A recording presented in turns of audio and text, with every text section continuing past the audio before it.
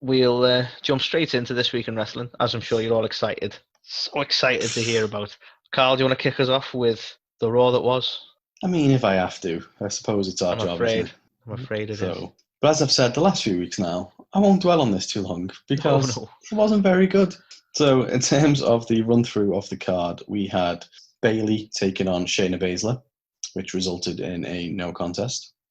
Woohoo. We had the Kevin Owens show back with special guest Aleister Black with a weird eye bandage. We had I forgot about that. I really need to know about that, actually. Oh, God, yeah, me too. We had the 24/7 title on the line in a fatal four-way with Cedric taking on Shelty B, taking on Truth, taking on Tozawa, with Tozawa picking up the win. I mean, how many times has he won it now as well? Jesus. I feel like a stipulation, like a fatal four-way, is sort of irrelevant with the 24/7 title. Yeah, but it's not really a 24/7 title, right? Yeah, but if you're going to treat it like it's always on the line, then, you know, whoever holds the belt is in like a fatal 50-way or whatever, however many's on the roster, because anyone can get them. But no, let's reduce the numbers down and make it sound like it's something. Yeah, very good point. We had Angel Garza taking on Montez Ford for some reason, with Montez picking up the win. We had the Iconics and Zelina Vega taking on the Riot Squad and Bianca Belair, with the Riot Squad and Bianca Belair picking up the win. We had Apollo taking on Lashley in an arm wrestling contest, with Apollo picking up the win. He's stronger than Lashley, apparently, even after he lifted that big fucking tire the other week. Yeah, I mean, I need to get to Payback to mention what I'm going to mention about Apollo, but I have some theories on Apollo. But yeah, he cannot flip truck tires. You're right. Okay. So then we had Randy Orton taking on Keith Lee in what was a really good match that unfortunately ended in a no contest. Of course it did. Of course it did, because everything ends in a fucking no contest. Did we at least bask in his glory? Yeah, I don't know whether we had time to bask before the run-in, but still. We had a lumberjack match. No longer are they calling them lumberjill matches with and Sasha. Did they really do that? They did that, yeah. I never knew that was a thing. It was a thing. Interesting. So Asuka picked up the win in that one, retained the championship, and the main event of the evening saw the Mysterios, Ray and Dominic, taking on Seth and Murphy, which, wouldn't you know it, ended in a no contest. Okay. Because they love a no contest. Of course they do. So the highlights of the week then. So I'd say the Drew and Randy stuff. So this is still not done, which is, I guess, good to see. So Orton attacked Drew after his promo and hit 2 punk kicks on him early in the night. So that was like, ooh, this is going to continue, but oh wait, okay, he's been taken out now. So what happens next? So yeah, all that kind of stuff. What happens next? It's going to be a big surprise. Oh, it is.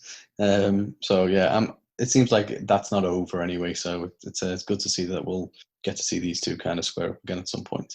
Oh yeah. We had the debut of Keith Lee, which was definitely a highlight. So, you know, there was a few things. He's got a shit theme, as we said earlier. He's wearing a skirt.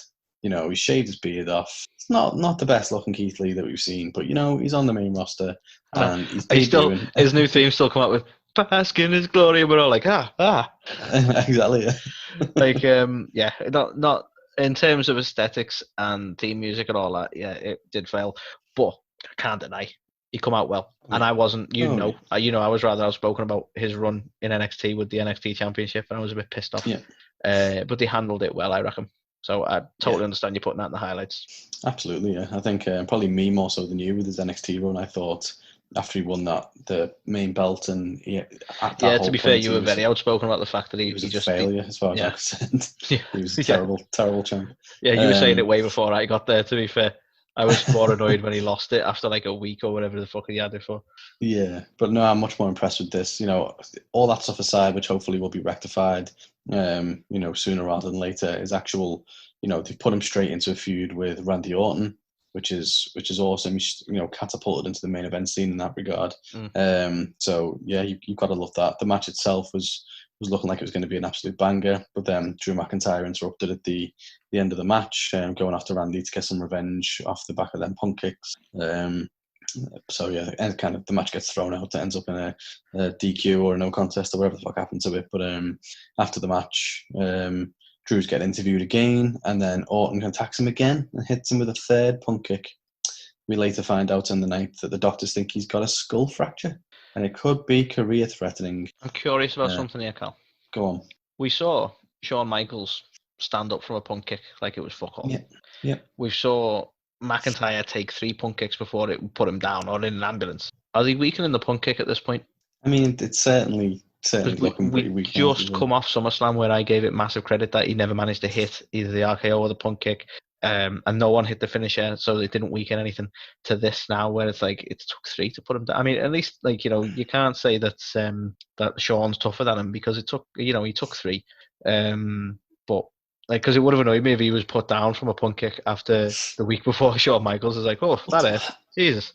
Well, to be fair, Drew was still pretty much trying to recover from it when he hit the second, whereas fucking Shawn Michaels had pretty much fucking bounced back up and started doing his fucking sexy boy dance in the corner by this point. Yeah, maybe that was the effects of it. Don't know what it is. He's just like. Yeah, I think you make a fantastic point. Like, it does feel weakened. It felt like the magic of their match was nobody hit the finish. So as soon as someone hits it next time, because they're both so well protected, that you've got to assume it's not going to be like a finisher spam, and everyone, whoever hits the finish is going to get the win. Whereas now it feels like it's probably going to be a finish spam the next time that these guys fight, unless they're still protecting the RKO and giving the punk kick away a little bit. Because I loved, not to harp on to SummerSlam, but I love that because we see so much now of finisher spams. Like, you can't watch a Roman Reigns match or a Brock Lesnar match or a Goldberg. Well, you can watch it. Goldberg can't actually do his finisher anymore because he's not got the strength because he's technically a man. It's not a finisher spam. So he can't spam his finisher. You'd be lucky if he can do one to Rey Mysterio. But I should have said Drake Maverick, who's just probably lighter than Rey. Anyway, my point being, normally it's what we're used to seeing now because of the people they've had in the main event scene is just finisher. So it was so refreshing in some ways. So I really hope that they don't go into a spam fest with it. Really do. Yeah. Anyway, these are the highlights. Sorry, Carl. You carry on highlighting. Well, to be honest, this next highlight, you're probably going to look at me with disgust. I don't know how you felt about it, but I didn't actually mind the Natty Lana stuff this week. I felt honest, I was so relieved that this was clearly a storyline. Because the week before, wasn't happy. Oh, God, no. The week before I was fuming, but... Don't be wrong, I don't think Seth talking through most of their fucking match was part of the storyline, but at least there's a storyline going here. Yeah, I don't know, I thought Natty's lacked that heel nature to her, but I feel like this was quite good. It was in, a way that was believable for Natty. She was going to celebrate Mickie James and show a highlight reel of her best stuff. She spent ages putting it together, and then it turns out there was no footage because she got no highlights. Yeah, to be fair, I think I'd be interested to see how well Natty does a heel, to be honest. Well, because I've been sick of this whole sort of mother hen shit she's been doing for the last 10 years. Oh, God, yeah. That's what I mean. It's something different. I haven't really got much faith, but, this segment gave me a little bit more faith than I did have previously. But and they've paired it up with Lana, who's naturally hated for some reason, so... Well, exactly. Sure, some of that will rub off. But, Mickie ends up coming down and basically just shutting the pair of them up quite quickly and just gets off. So, short, sweet, and I thought it was actually all right. It reminded me that Mickie James has got an awesome spinning kick, I didn't know what was gonna come then, but yeah, she does have a lot of awesome things. No, that's she's got a lot of qualities. But that awesome set of kicks. That spinning back kick thing she does is actually pretty cool. Yeah, it is awesome. So yeah, I feel like that got a bit more redemption for her this week after that fucking mess last week. Mm-hmm. And then lastly, I was a fan of the main event to a degree. So father and son. Oh, that's an interesting look. Father and son. Teaming up, all that feel-good stuff. Not too sure why fucking Ray's wife's involved in it now. And, I still don't think Rey Mysterio should be wrestling with just one eye. But, I think if he does, he should at least fuck up the 619. Well, exactly. He seems get anywhere near them. Right, they're over there. Depth perception's really fucked up. But, yeah, so I thought it was all right, to be fair. I guess one of the reasons it was a highlight is because this is how Retribution should be done. Like, fuck the little flickering lights and, messing with the screen, guys, and all that fucking bullshit. It should just be them coming in and fucking shit up. And this was the closest that we've ever come to doing that since they've been here, really. So I didn't mind it. I don't have issues with it, but I do, right? Because it's like I don't mean to disrespect Ray, right? But what they've done is they've waited until the little guy and his son, who's as green as fucking anything, have got the upper hand before they interrupt. It makes them look like shitbags. If they wanted to look like a big dominant force, Retribution, they'd come in and interrupt something more significant. They come in and fuck Randy up, or it just bugs me that they've targeted this particular moment. Really, do you know what I mean? Like, don't get me wrong. I've said plenty of times, there's no saving them. They are like the shittest of groups. But for me, if you were to look at them, and to be honest, I think the reason I liked it so much was the fact that Seth and Murphy just got the fuck out of there and didn't stand up for the brand against these. They were just like, look, and it was like that kind of heel work and stuff. It's funny actually. Like, it's an interesting one because Seth proclaims to be the savior of Raw exactly. As well, and he's like, I'm gone. Yeah. Just the way like he stood there on the stage and watched it all happen with a big grin on his face, like a little chicken shit here, which I enjoyed. But so I still think that they're unsavable. Retribution, I think it's and the way WWE do stuff at the minute, it would not surprise me if the horrible imagery on the screens has been Retribution the whole time, and there's nothing wrong with the Thunderdome. Yeah, wouldn't surprise me either. Vince, I don't know. I feel like they're finally coming down now to like, this is the core group. Like, I think there's around about 5 or 6 of them now, and it seems like it's the same ones turning up each week. So, what I will mention, and I'll mention it now because it's not really a spoiler per se. You might have noticed we didn't see Retribution the rest of the week. They've never touched NXT because even they've gone, it's not worth it. And they normally do SmackDown, never got any SmackDown, and we never got any Payback. And I didn't put it in the Ringside Report, but I'll mention it in this, is that it's heavily speculated that Retribution are going to be a Raw thing from now on. That's interesting. Make of that what you will, Carl. Very interesting. So, yeah, I guess I will get to enjoy watching that unfold. Yay. In depth. Lucky me.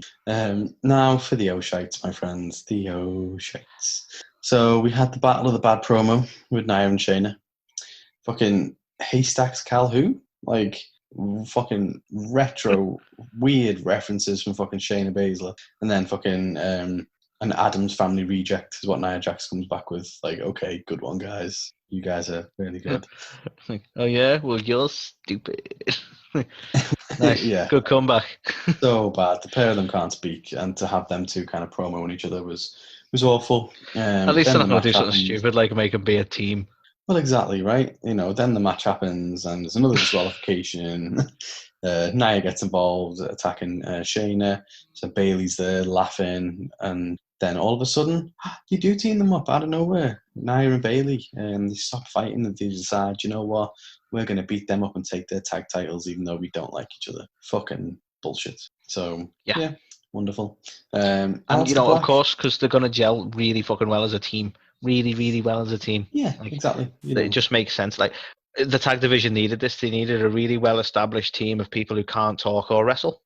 Absolutely. It's not like there's like loads of other teams that actually have who, are much better at doing those things. It's a shame, actually, because we've got someone who hurts people unintentionally with botches and someone who can legitimately hurt people because she's got an extensive MMA background. Should these two not be called the Hurt Business? Maybe they are the new recruits we suggested before. they need some tag teams, don't they? So that was shit. Then we had the big return of Aleister Black, Anthony, what we've all been waiting for. Kevin Owens finds him in a dark room. I imagine just sitting there crying, just cutting himself. But no, so please don't cut yourself, kids. That was a terrible joke to make. But to be fair, he's channeling his emo side, which is what Carl was referencing. So it's not like we're encouraging him. No. But yeah, so he finds Aleister Black sat in a dark room, all sad and whatnot, and then he comes out for the Kevin Owens show. Doesn't just wear an eye patch like a normal guy. He wears some weird little fucking eye scarf because maybe he got it at Hot Topic. I don't know. But he's even moodier than usual, and Kevin Owens asking him how he is and stuff like that. And the next minute, he attacks Kevin Owens with a little spinny kick. Do you know what? Go on. My biggest issue with this, because you could see the attack coming a mile off. right, was the fact that I don't know what it was with the timing, or whether Alistair was too busy trying to be moody. And you can call me on this if you disagree, Carl. But he hits Kevin Owens with whatever lame fucking hit he hits him with, and then Kevin Owens is there on his knees for fucking ages, waiting for the Black Mass, to the point that I'm like, Kevin, get back up. You know he's going to do the Black Mass. I know he's going to do Black Mass. Why are you waiting for it? Why are you not trying to get some offense in? Why are you not trying to get the fuck out of there? It become ridiculous. And I'm like, he should have been aggressive and quick. He should have hit him and then Black Mass straight out the gate. And he didn't. He stood there all moody, like, you know, like, oh, he didn't want to do it, but he did it. It's like, yeah, that's all well and good, except for the fact that Kevin Owens wasn't that hurt. So he was literally waiting for you to hit him, which is kind of weird. Yeah, it did feel biggest like, issue, maybe you missed a cue or something. Yeah, from a booking point of view, I'm like, it just felt awkward. Like, I felt like I was waiting there with Kevin, like, it's going to happen next, Kev. Yeah, it was not well done. And I don't know what they're doing with Kevin Owens at the minute. Which is funny, because his gimmick, or his catchphrase, like, really worked for me this time, because he's there on his knees waiting. And I'm like, fight, Kevin, fight. So that made a lot of sense. He needs to just read his own T-shirt and just, really does. You know, find out who he is, just like Liv, and then scrap that and go back and join the Riot Squad. I'll say, you know, they've done it. You know, we heard the rumors Aleister Black's gonna have a gimmick change, and they've managed to, Carl, somehow they've made him more boring than he was before. Yeah, wonderful. Because instead of stupid jackets, he wears a suit now. Oh, that's it. A suit and an eye scarf. And an eye scarf. Not a patch, because that'd be too weird. Yeah. Scarf. So I've got one little line here that just says, "I'm done with the 24/7 title. Who cares anymore?" So that's pretty much all I want to comment on that. I think that's fair. Like, they need to fuck it off now, to be honest. It's stupid anyway. Anthony, speaking of things to fuck off, Ivar and the Bachelor chick, again, like, you know, this distracts Angel Garza and leads fucking Montez Ford to get the win. Because, okay. Why is she there? I have no idea. She's there every week as well. Like a one-off. No one's even asked why she's there. It's not like WWE asked her to be there, because all she does is linger backstage. Why is she there? Exactly. You've not put any story reason why she's there. No one knows. It's like she came with the Amway Center. Yeah. She was like, "Here's your free bachelorette." One with every booking. Like, the hell? Yeah, anyway. God knows. Yeah.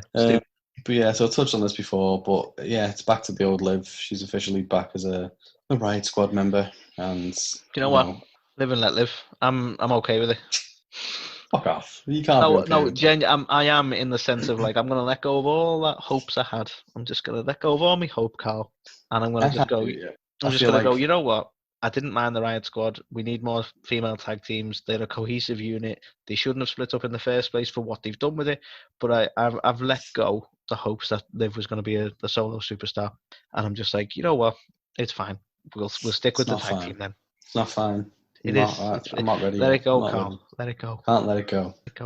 If you don't let them be a tag team, Carl, we're gonna have stupid shit like Shayna and Nia.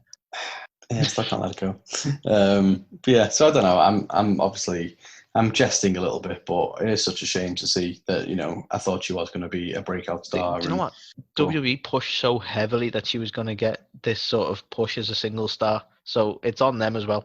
Yeah. And like, to be honest, I don't want to shit on the match, because the match itself was fine. It was mainly just my bitterness around that, which was the reason it was a no-shite. Also, the fact that wouldn't Bianca Belair be a little bit more pissed that, you know, she's in the ring with the woman who poisoned her husband? She just didn't seem like she cared anymore. Wow, like, surely that's probably the one time you don't come out skipping and swinging your ponytail, maybe, when you're annoyed about someone trying to poison your husband. Maybe just then. So that didn't really work. Although one thing I do like is the fact that there was a slight connection in the fact that, you know, yeah, she poisoned her husband and that, but Bianca and the Street Profits are separate things. I like that. Because the last time they had her coming out for a match and the Street Profits were there just shouting and chanting all the time, really pissed me off. So I like the fact you can have a match without them lingering. I mean, I like any circumstances where I don't have to see the Street Profits, to be perfectly honest. So yeah, I guess that's also a pro. Raw Underground is still going, Anthony. I don't know why. Why is it going, Anthony, still? This time Lashley beats up Dolph Ziggler. Then he beats up a random dude. Then Cedric Alexander's in there at one point. Then there's, like, you know, he gets an armbar. Then Ivar gets involved. Shelton Benjamin, Eric, MVP, Ricochet, Cruz. Everything's mental. It doesn't even feel like Raw Underground anymore, because it's in the Amway Center and it's not underground anymore. So Like, what? Yeah, it's stupid. The only thing I can think is like they've gone, right, Shane, you're gonna manage this, and then anytime we bury a superstar, he's underground. There you go. Because let's think about this. Kind of what happened to Dolph. He's not allowed to leave. If this becomes some sort of like weird sci-fi kind of tale where it's like, yeah, once you're buried by WWE, you're trapped underground. I buy into that. That works for me. I just think for me, like this whole, it took away from it now, the fact that they moved it to the Amway Centre and stuff as well. It's like, yeah, I could totally see this legit. Shane's built something under the Performance Centre, and that's where the real fights happen. Okay, cool. But, now we do it in the Amway Centre. What? Okay. Like, I don't know, it's just fucking stupid. I'm not a fan. Also, just cringe, really. Also, Anthony, I'm going to add this. It's not a match or anything, but I'm going to add it as a no-shite because he spent more time hyping up fucking Roman Reigns and the fact that he's appeared on SmackDown than he did anything on their own fucking show. But Roman He must have had about 10 to 15 different fucking mentions of it. Like little fucking promos and little video packages and everything. And it's like, what the fuck are you doing? Just concentrate on this show. Maybe mention it once or twice. Because this is the thing. And this is what WWE will never get right, and I'm utterly convinced they'll never get right, is they want us to like Roman, and they won't let us just like Roman. They want to make sure, have you seen it? Have you seen it? Have you seen it? Are you going to see it? Are you going to watch it? He's back. Calm down. So needy, isn't it? So needy. So needy. I've got more to say about Roman. But yeah, I don't think WWE are done with ramming down people's throats. Oh, okay. Please don't do that. And then the last shite of the night. So I've never been a fan of lumberjack matches or lumberjill matches, if that's what it is or was or whatever. Mm-hmm. But I don't know. It always just bothers me how much like the heels hate the faces and the faces hate the heels. And it's like, oh, I'm good, so I hate you. What, like, whatever happened to just an old school like, well, okay, we're just going to put you back in the ring. Why do they always have to beat the other person up and stuff, even though they've got no animosity against them whatsoever? That's a fair point. Yeah, it's a daft idea. In fact, sometimes it's not even the most tactical thing to do. You know what I mean? Like face or I know it might be more of a heel move, but like, you know, some people could be more invested in Asuka losing than others and so on like that, just for different reasons. Like, you might have aspirations for the title and stuff like that, you know. But hey ho, let's keep it as basic as possible. We're simple as an audience, Carl. You got to bear that in mind. They have to treat us like children. Them good, them bad. Well, you'd think by now Sasha Banks would have understood that Bayley, likes to cost her a lot of matches because this one was the same again.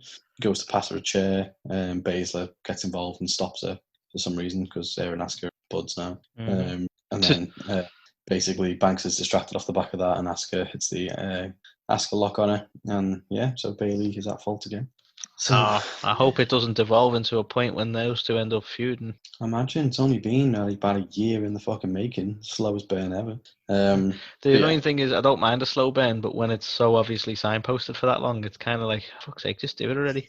Yeah, Jesus. It's more like a fucking slow wet cloth at this point. Nice. Yeah, that was raw. That was raw, dude. That was raw. It was tough. It was tough. It was tough. I'm going to give it a stellar rating of 1.5 out of 5. And that's only because, really, I'm happy with, on the most part, what they do with Keith Lee. Okay. And the main event I didn't find was that bad.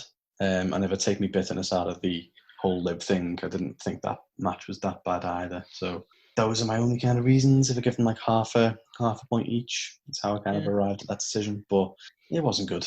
I'm not a fan. I'd probably give it a 1.5 as well, in all fairness. I don't have a system like you could sell for him, like that deserves half a point and so on. But it just feels right, 1.5. Yeah. Like 2 seems a bit too generous, and that's where I was heading. But I can't give it a 2. It doesn't deserve one. So yeah, no. I'm gonna go with you and go 1.5. Okay. So Carl, should we talk about NXT? Let's talk about NXT. So starts with some devastating news, Carl. We have Karrion Kross coming out to the ring, looking ever so awesome with I can't remember her name. Scarlett Bordeaux. Yes. She obviously introduces him. He comes out with the belt. His arm's clearly in a sling, but this doesn't necessarily mean bad news. Unfortunately, it does. Now, he came out to announce that he's going to have to relinquish the title due to his separated shoulder, which I think we probably saw coming, but a little part of me hoped that he might keep it and maybe not defend it until his shoulder is right, but it sounds like it's going to be a lengthy recovery. So the title is now open, as it were. So that's how we open the show.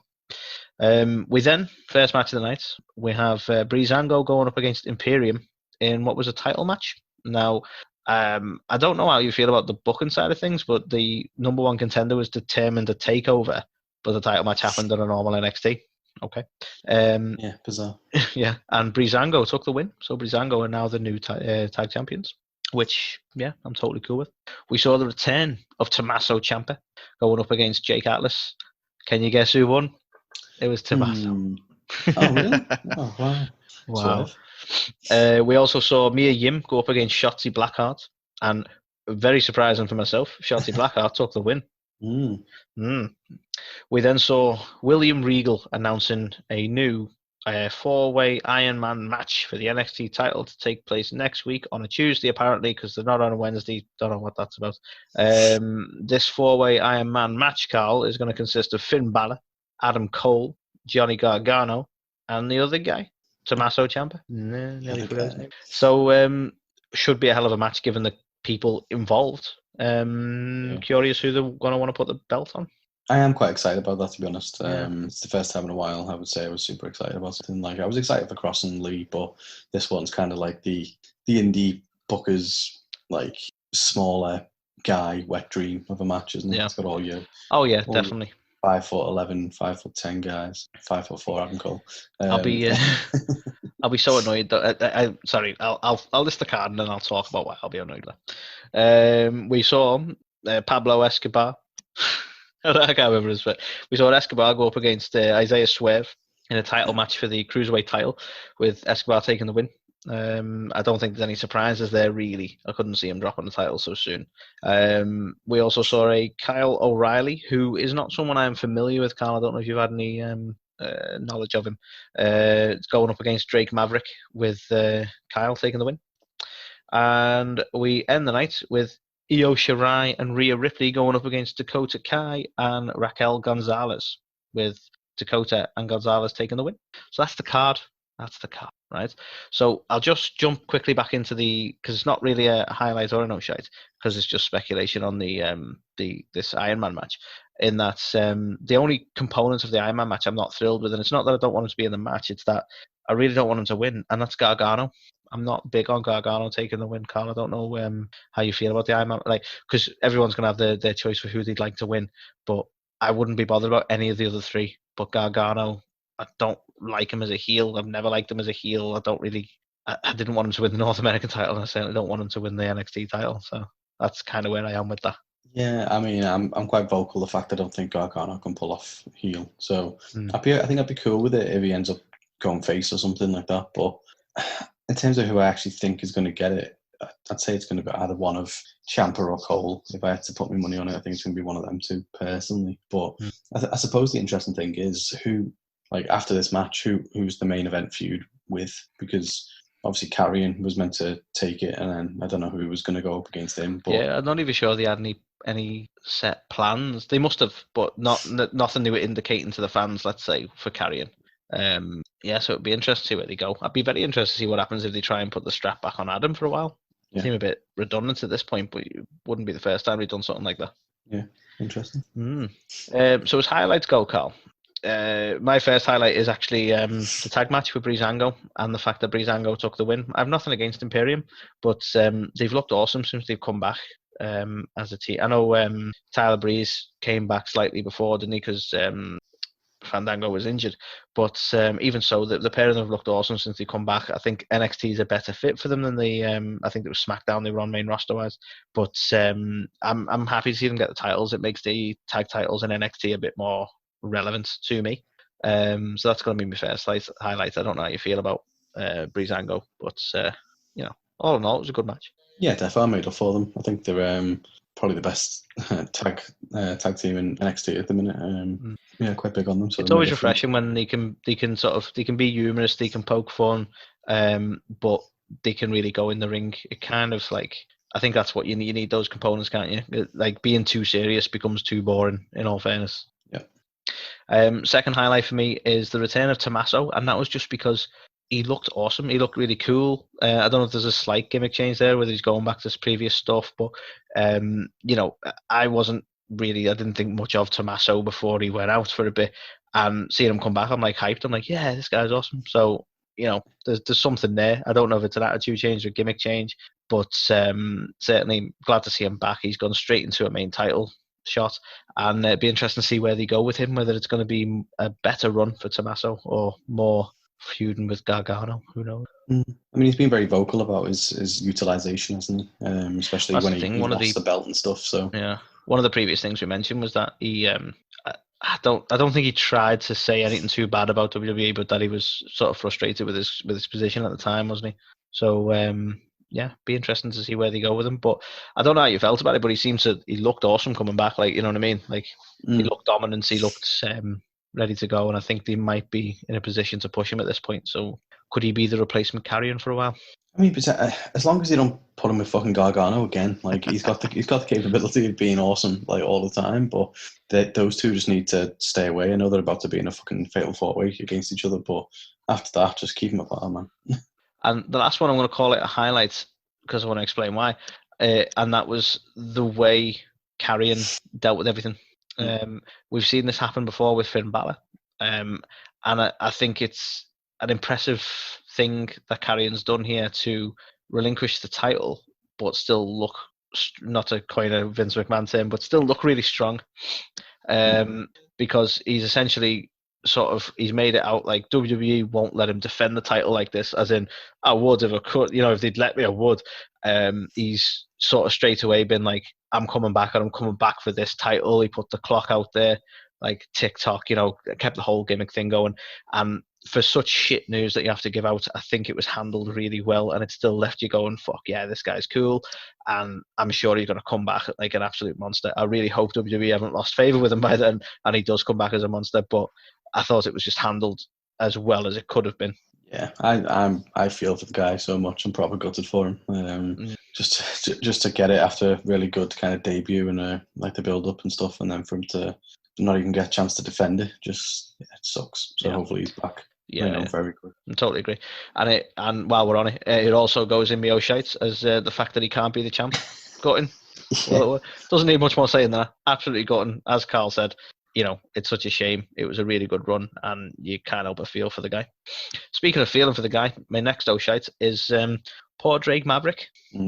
Like, what happened? He got a new contract. It looked like he was going into a bit of a feud with Escobar. Nope, not going to do that. We're just going to fuck around and do nothing but fuck around. And he just goes right back into that sad sack, can't catch a break kind of guy, doesn't he? And he's gone, as far as I can see, he's gone right back to being underutilized, and wouldn't be surprised if he gets released again at some point. And I don't wish that on him at all, by the way, but they've no plan for him, have they? No plan at all. I mean, to be fair, I think they thought they kind of struck gold a little bit when he kind of fought for his, keep getting a fucking another contract and stuff. So they kind of used that angle. He got himself over massively. Everyone was behind him, and then they just dropped the ball completely. So it's like he's lost all the momentum he built up from that tournament. Yeah, really strange. And because he did look awesome in that tournament as well. Strange. And then the last one, Carl, as far as the O'Shites go, which is a fairly basic NXT this week, was Mia Yim losing to Shotzi. I think they've not booked Shotzi very well in the last few months anyway. So the fact that Mia has to take the loss on her, what was this aiming for? It didn't achieve anything as far as I can see. So I'm not sure why this was done, what use this had, and doesn't help either character. Like Shotzi did, like Shotzi's beyond help at this point, to be honest. I think she needs a gimmick change or something, but she's just there to sort of lose to people, really. Yeah, it's funny. They seem to be like quite big on Shotzi at the minute. I don't know whether the after the stuff she went through with getting burgled and stuff like that as well, whether they're giving her a bit more of a push or something. But it seems like, especially the last couple of weeks. So you're gonna have to clue me in there. She got burgled.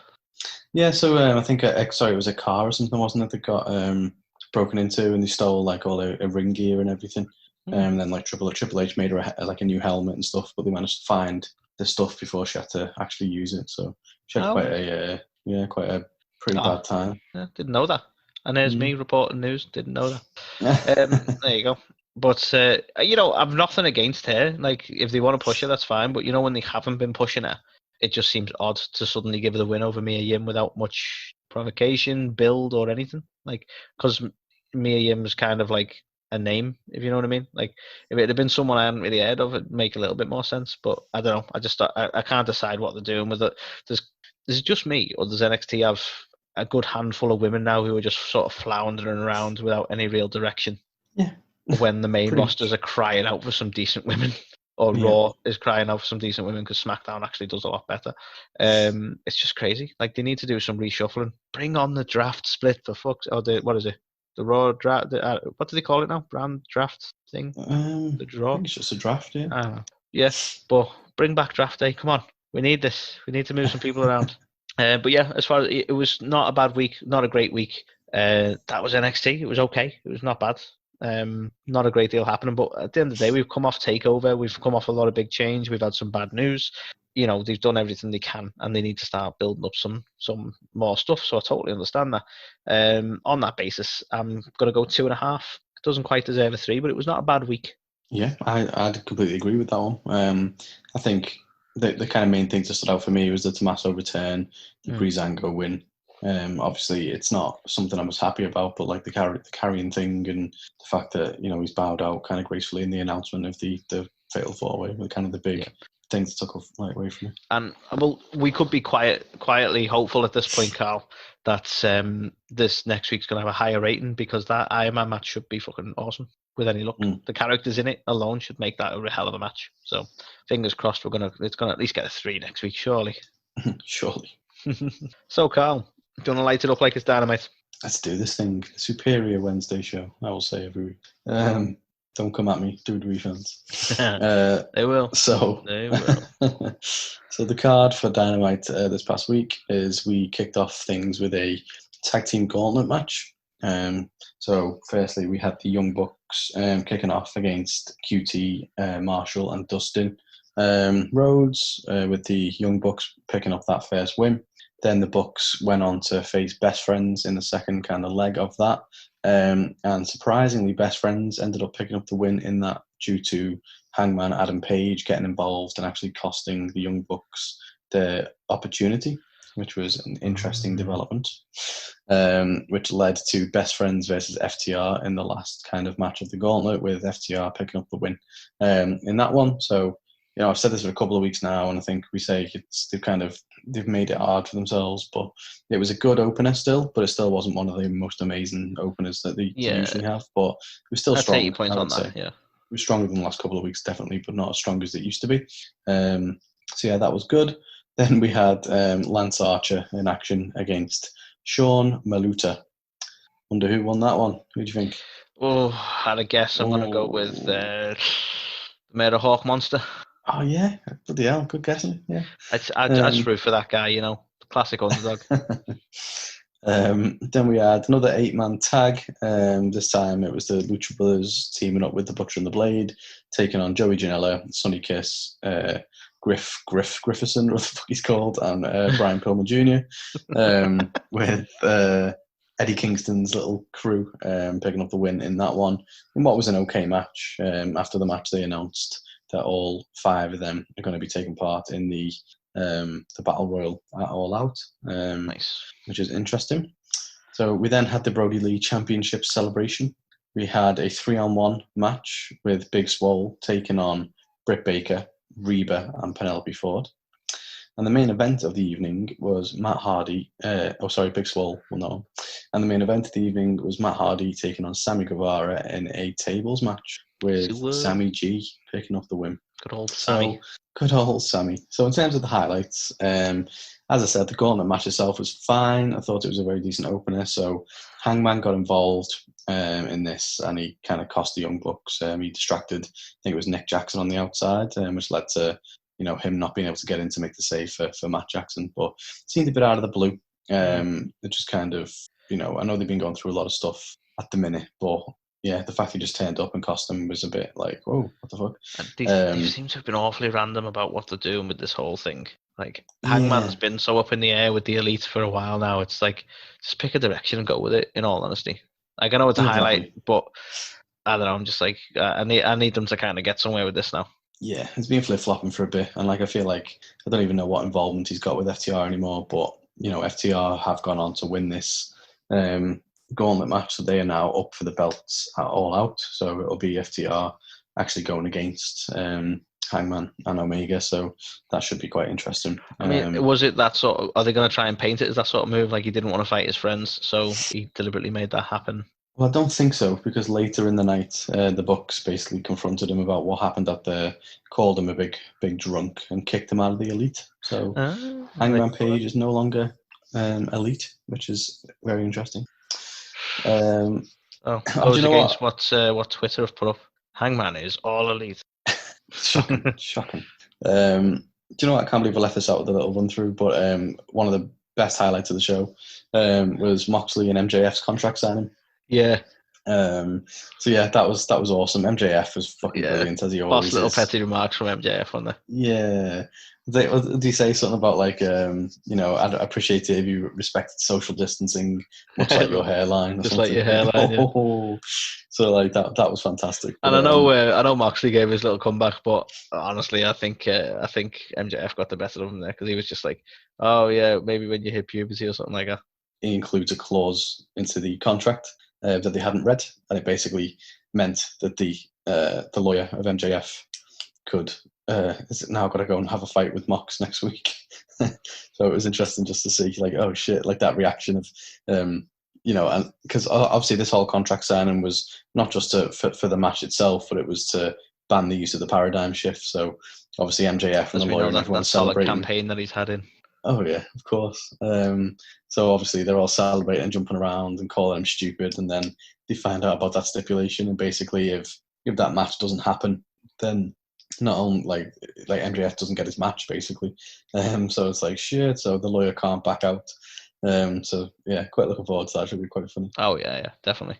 Very attitude error-ish. It reminded me of just like the kind of silly but like entertaining kind of segment you would see of old, really. Yeah, to be fair, it did have that sort of attitude era feel to it, didn't it? It was one of them, like, I'm not making comparisons between Moxley and Stone Cold because it's like complete night and day, but I got like slight Stone Cold vibes. I could imagine that segment with like Stone Cold, for example, being in the Moxley position, and he's just there, just chilling out, and then all of a sudden it's like, oh, by the way, I've got an up on you. I think it's a fair comparison. I don't think he's like a carbon copy by any means, or any. I don't even think he's anywhere near Stone Cold in terms of who he is. But there are echoes of Stone Cold in what he does. So I think that's a very fair comparison there. Yeah, definitely.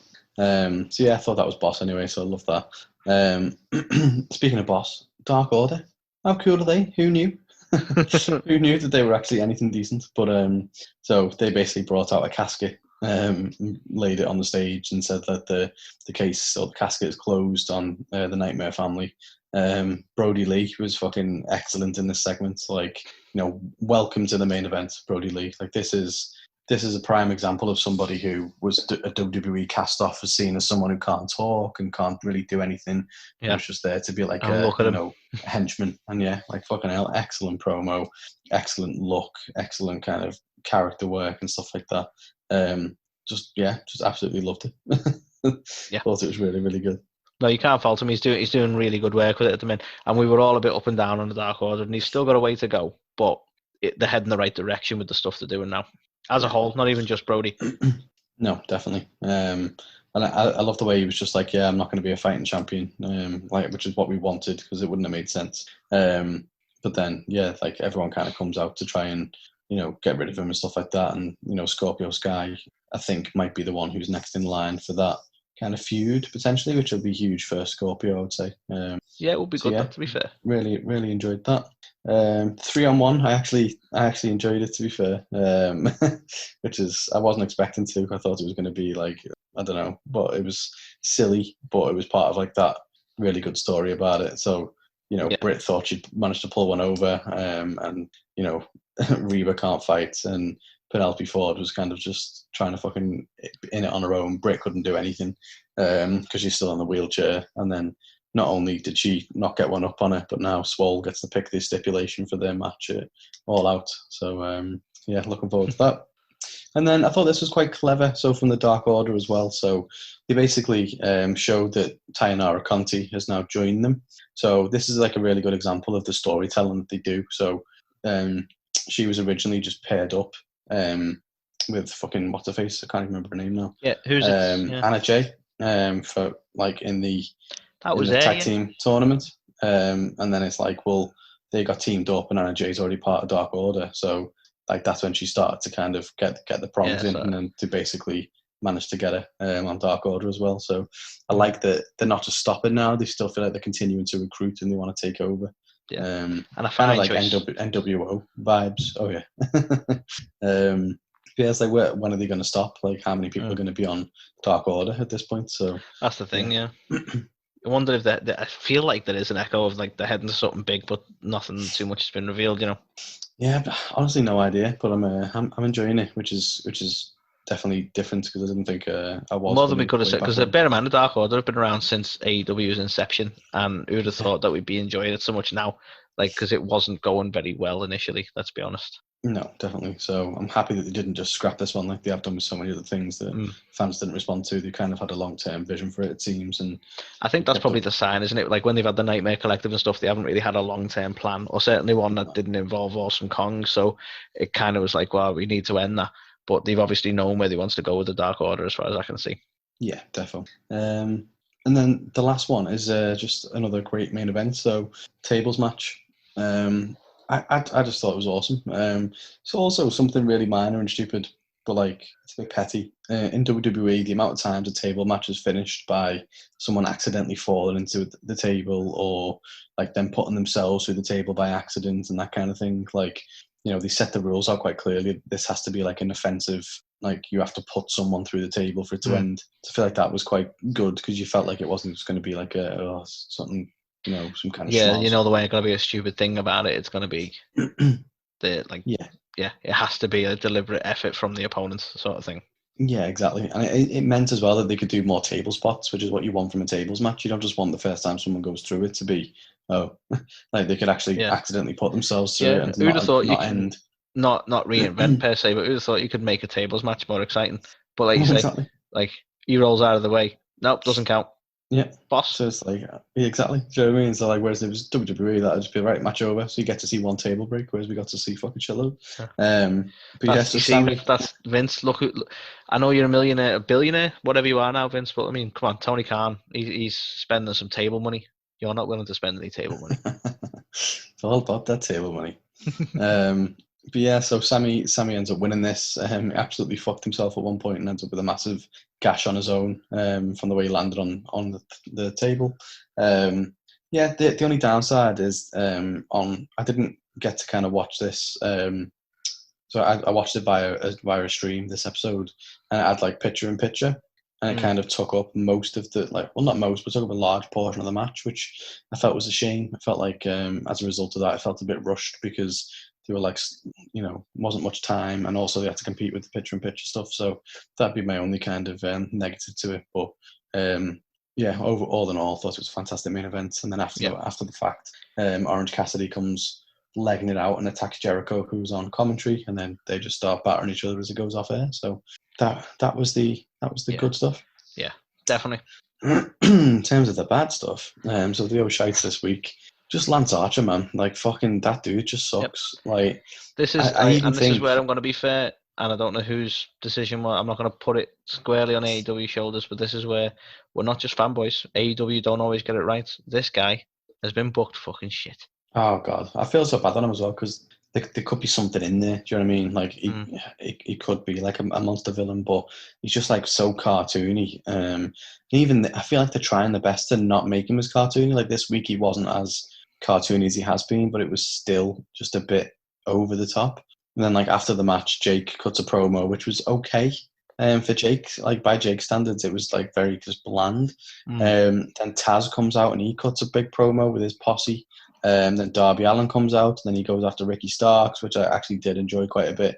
And you know, because there was some semblance of a crowd there as well this time, you can actually start to get those fan reactions back again.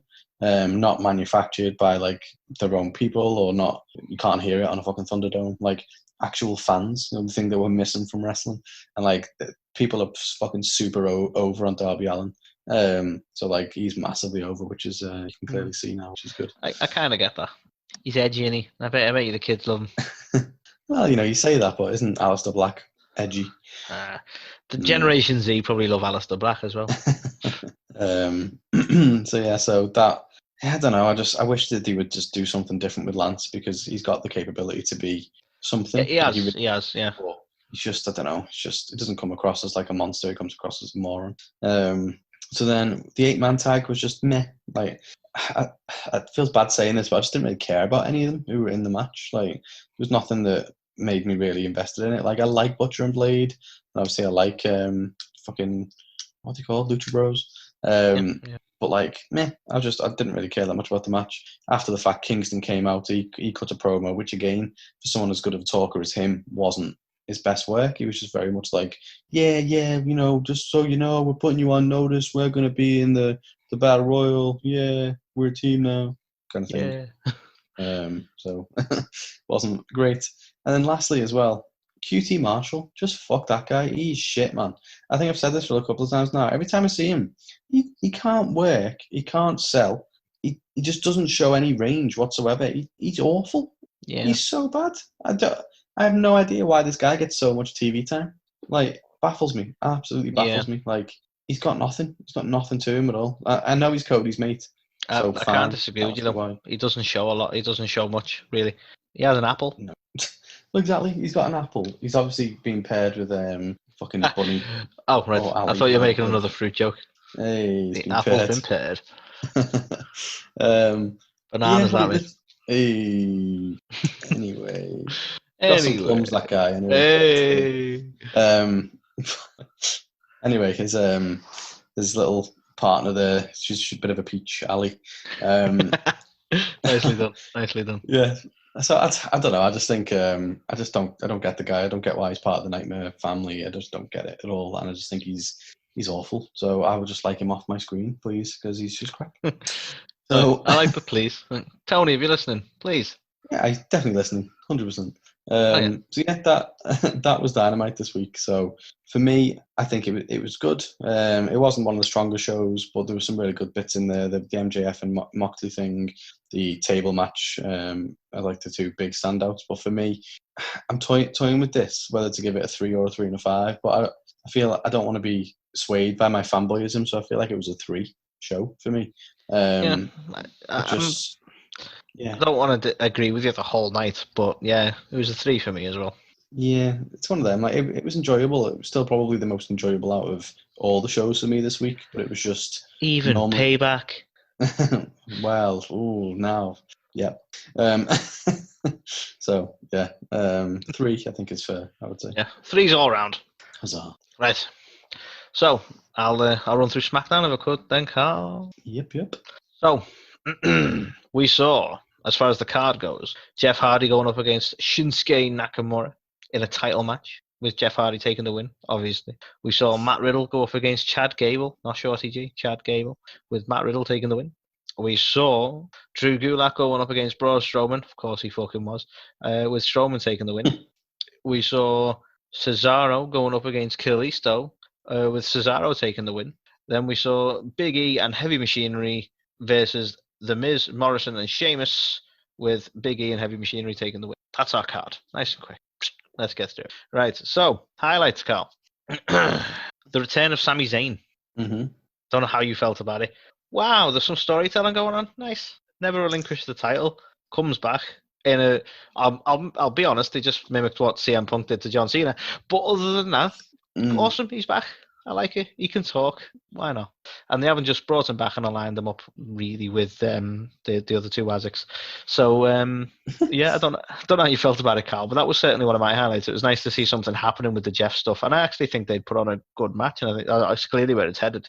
Yeah, it was definitely surprising to see him back. I wasn't like, oh my god, like super happy or anything like that, but as you said, at least it's got a little bit more story behind it than what there has been lately. So yeah, you can see why he wants to come back. He's the rightful champion in his eyes. So yeah.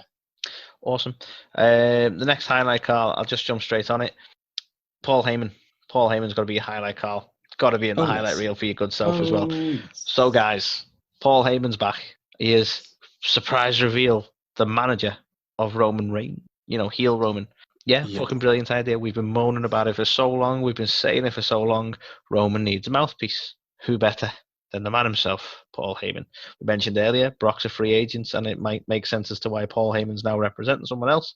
But you couldn't pick a better choice for a mouthpiece than Paul Heyman, in all fairness, could you, Carl? God, no. I think the way they did it as well, like, this was the best end to a show in a long time, I think, across any of the shows that we've had.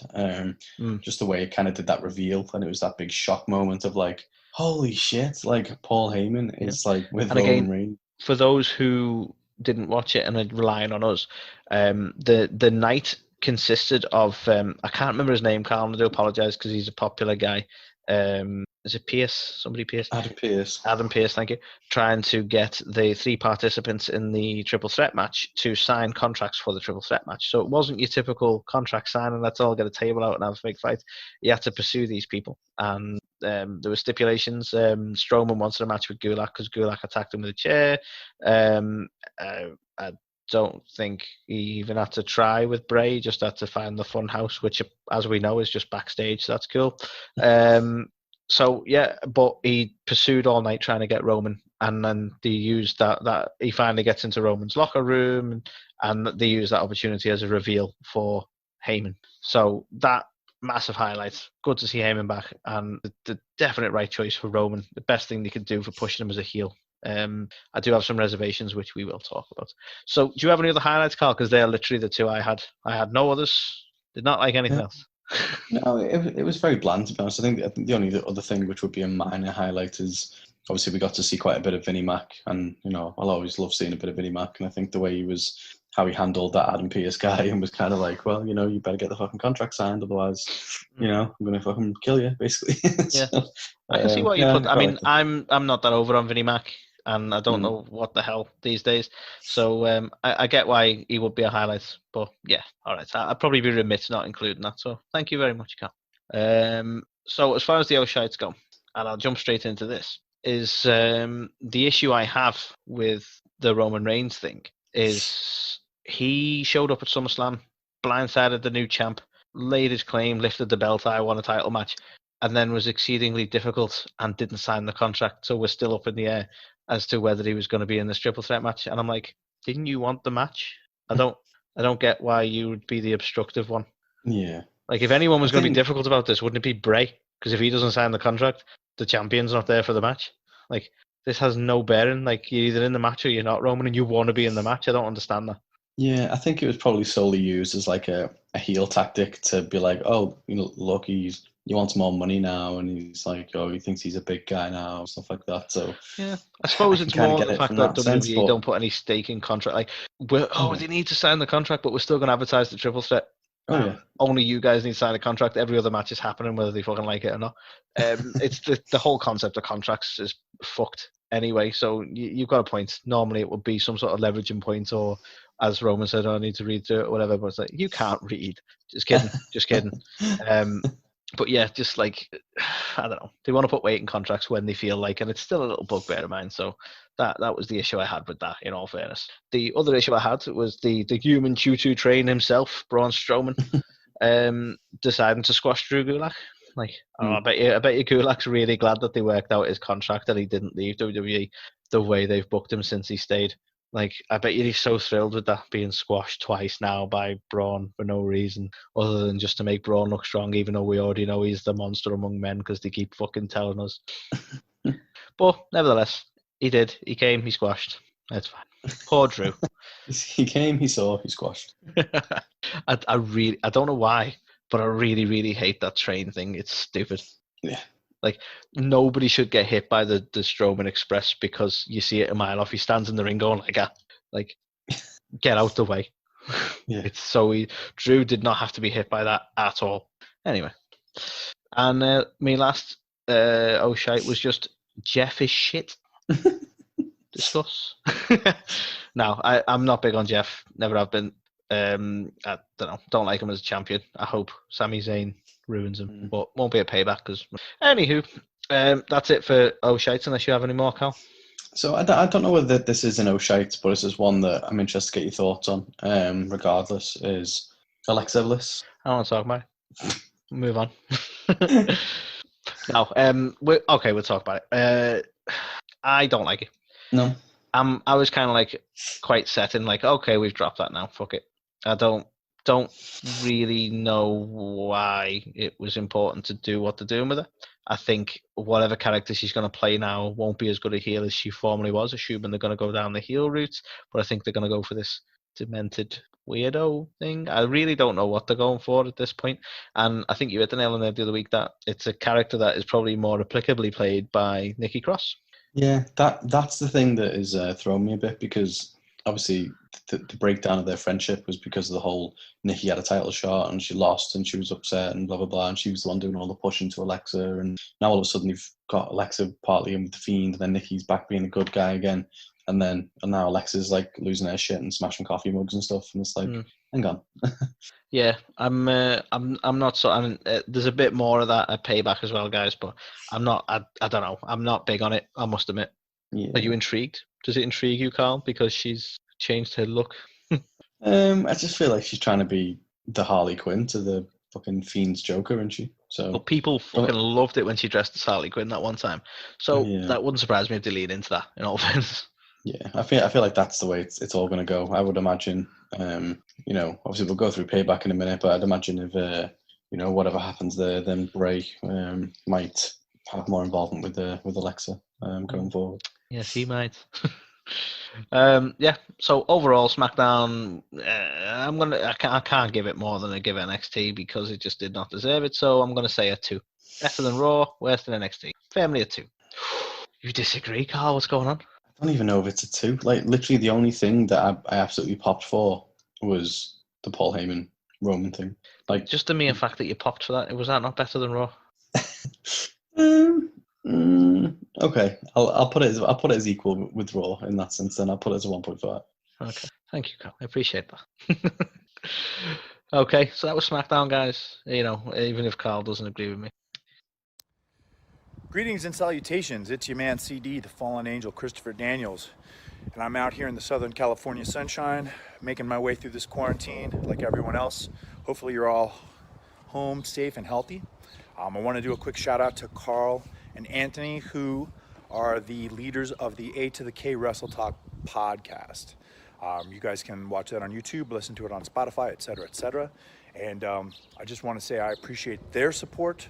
The guys at AEW, we wouldn't be where we are today if it wasn't for fans like you guys. And I'm sure Carl and Anthony feel the same way about all of you that listen to A to the K Wrestle Talk. So keep listening to A to the K Wrestle Talk. You guys stay home, stay safe, stay healthy, and I'll see you later.